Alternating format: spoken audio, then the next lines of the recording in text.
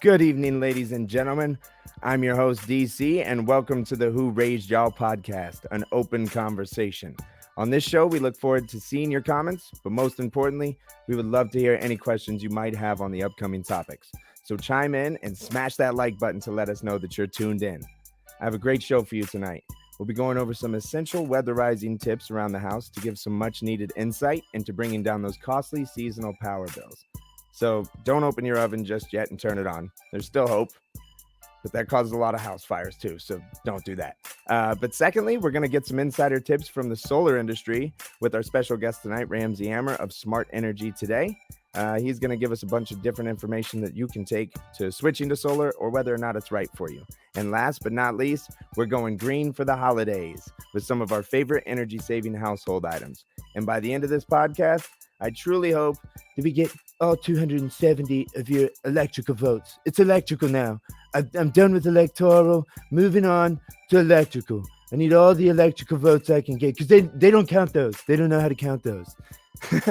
But anyway, moving right along, ladies and gentlemen, right into it. We are going to go on to the weatherization. Weatherization is super easy around the house.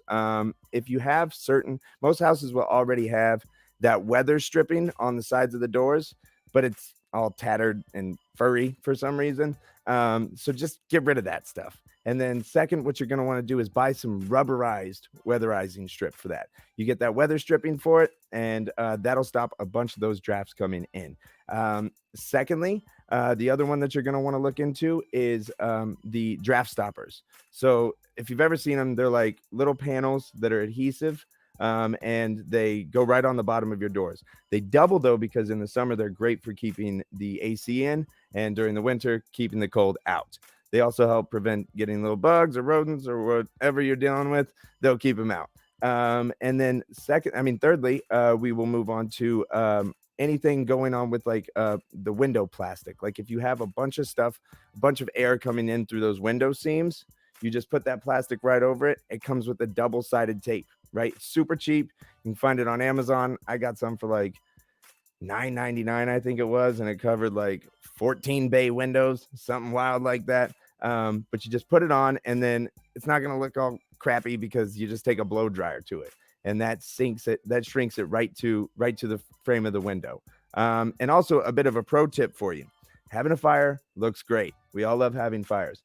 But that flue that opens up to let all of that out, that also is a vacuum for your hot air inside your house. So that's going to let out everything that you produced with that nice, beautiful fire.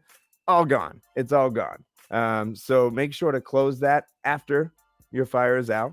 Leave it open while the fire's on. Let's keep that to be known.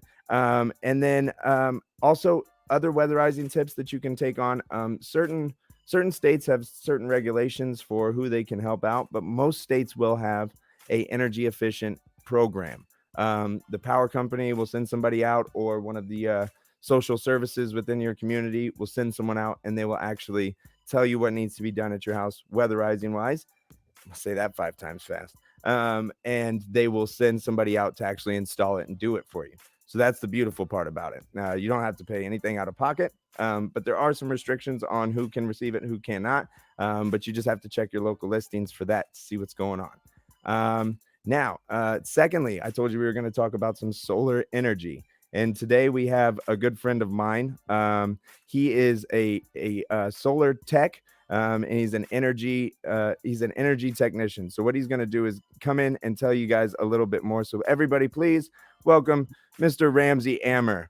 What's up, buddy? How are you? What's up, DC? Good, man. How's Illinois treating you? Cold, bro. It snowed most of the day today, to be honest with you. How's it down there? You're in North Carolina, South Carolina? I'm in South Carolina, short sleeves. That's right. You're living the dream, bud. I tell you what.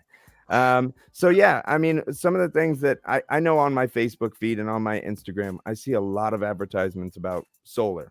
Solar. You can save some money. Not only can you save some money, people are saying you can make some money. Is this true, or?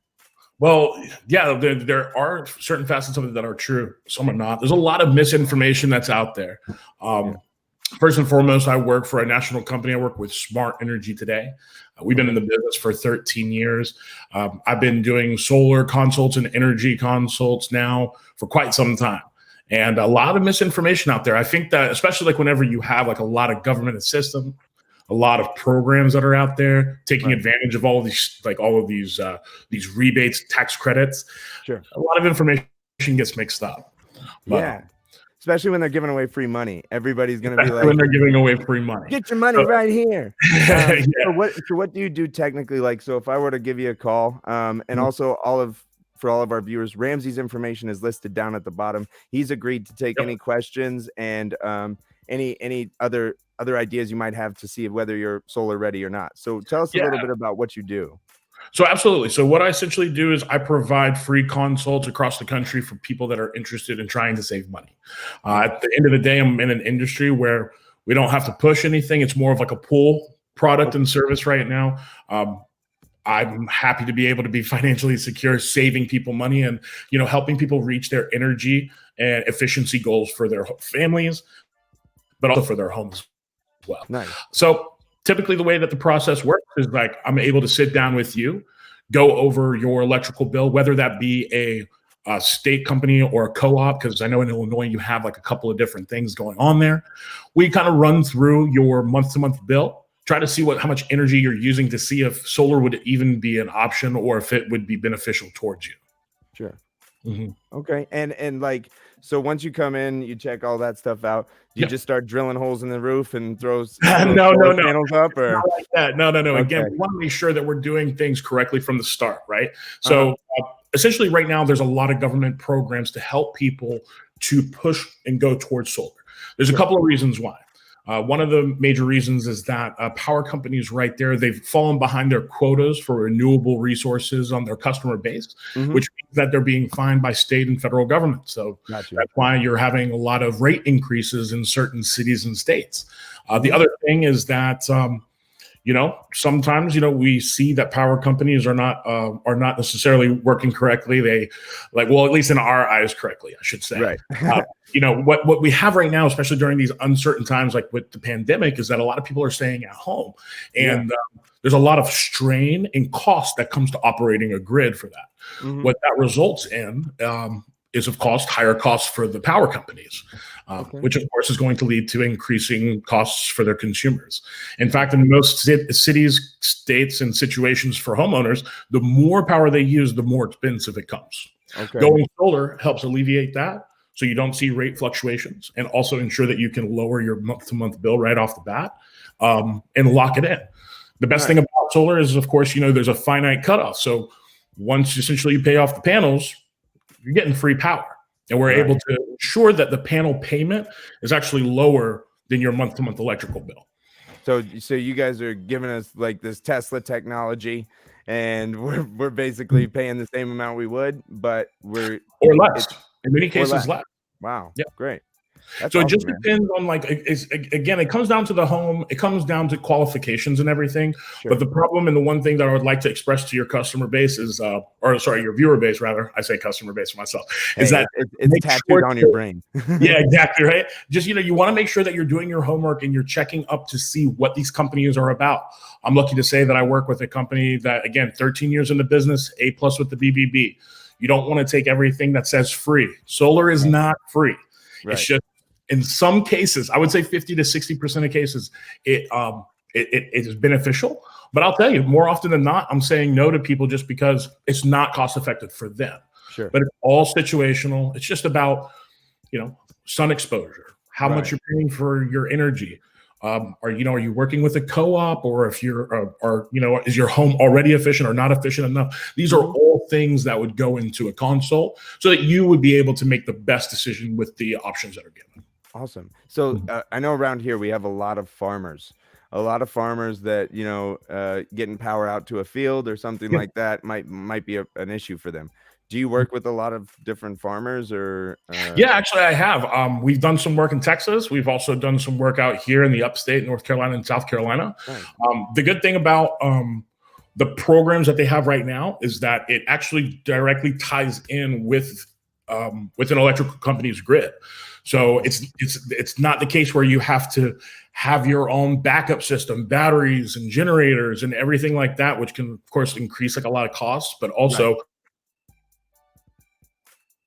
make them middle of nowhere, and they're actually able to maintain that efficiency. So it doesn't matter either commercial or residential. There are options out there to ensure that you can get the best bang for you. Sure.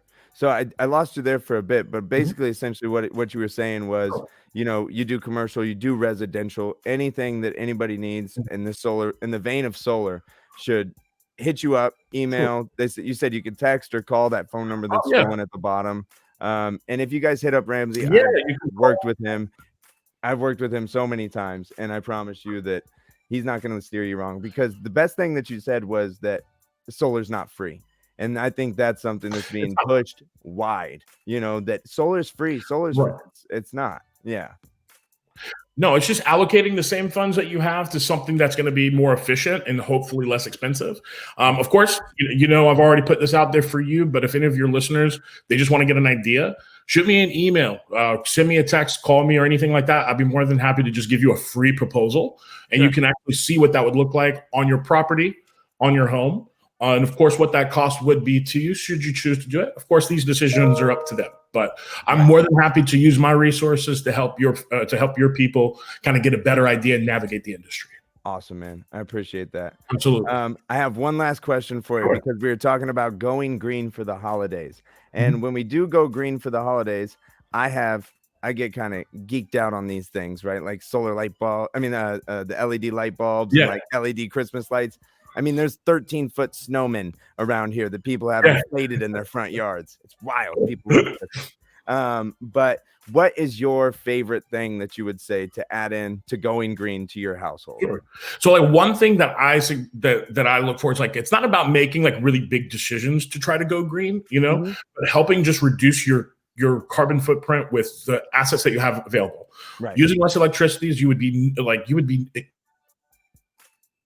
astounded by how much waste we have. But doing small changes, there's actually this one product that's out there. It's not even my company. We don't provide it even. It's called Lumar. And all they do is they come and they make your windows more energy efficient by tinting them. You can reduce the amount of power you use in your home in terms of like AC, HVAC usage by like 15 to 20%, depending on the type of home you have and like where the sun is hitting. So doing small changes will actually benefit the long run of us going green. You don't have to start making vast and huge, investments or funds or anything. Just we don't have to put a windmill out in the backyard, right? Yeah. Not unless you want to. I got a windmill guy. Well, dude, I really do appreciate it. Guys, thank you, Ramsey. Appreciate it. All of his info is going to keep scrolling down at the bottom. You have a blessed holiday, my friend. I'll talk to you soon. Absolutely. Happy holidays to you and yours. All right. Peace, you buddy. All right, guys. Well, he gave us some information on that going green. Things that I like to talk about with going green, there's a bunch of different stuff you could do. I actually hooked up my mom with this little Bluetooth light bulb. It's out on the front porch, and it astounds her UPS delivery guy and her mail lady, because it's just a light bulb that you can hook up Bluetooth, and it plays Christmas music for you while you're outside. Or what I've done at my house is I put it in a little light bulb in the laundry room, so I can do laundry, listen to music. It gets two birds stoned. I mean, there's some way to say that, but I like getting two birds stoned, so we'll keep it at that. And then one other thing that I've been doing is I've been switching to all these smart bulbs, LED bulbs anywhere. And actually at most places, most of your hardware stores, they have programs going on where you can get like 6 of these things for $1. Check out your local listings on that. And then the other one that I'm so ecstatic about light right now. It's wild. But the other ones are the smart bulbs that change the colors, and you can set a time to it. And some of them you can set to music. It is the most legit thing in the world, and it saves so much energy. A 60-watt LED comparable, right, to a 60-watt regular light bulb puts out only like 3 or 4 watts of regular energy. So you're saving so much money with that. But yeah, guys, I mean, for tonight, we just wanted to give you some insight into making your house green for the holidays. Also, solar. If you want to do solar, hit up Ramsey Ammer. You can give him a call. You can text him. He'll probably invite you to his next birthday party. He's a lovely guy, I promise you. But I really do appreciate all you guys stopping by tonight to the Who Raised Y'all podcast. So that way, nobody's going to ask you in your life, who raised y'all?